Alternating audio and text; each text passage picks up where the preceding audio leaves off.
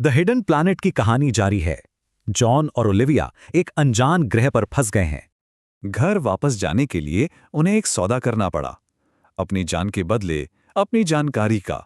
Supply खत्म हो रही है, उनका एक साथी भी जा चुका है। अब हर फैसला बहुत मायने रखता है।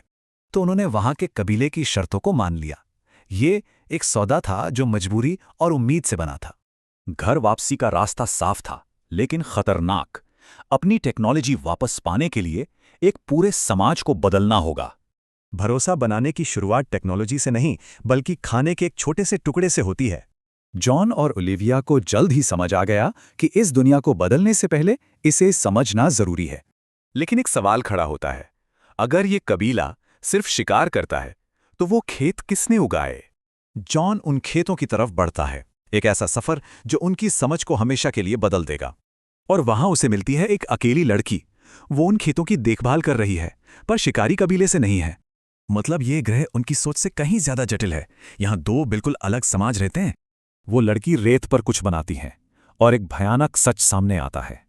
इस ग्रह का असली खतरा यही वो जानवर थे जिन्होंने उसके माँ बाप को मारा था, और शायद उनके दोस्त स्टीफन को भी। अब इस खतरे को समझते हुए उन्होंने जिंदा रहने के लिए एक नई दो तरफा रणनीति तैयार की। उन्होंने अलग अलग काम करने का फैसला किया।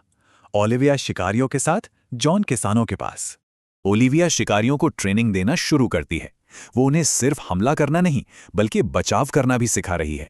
कबीले का सरदार इंप्रेस होकर उसे एक आखिरी परीक्षा देता है। अगला शिकार अकेले करना होगा।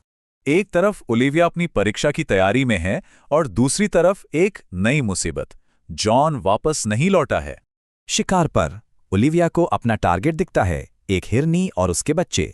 ये एक मुश्किल घड़ी है।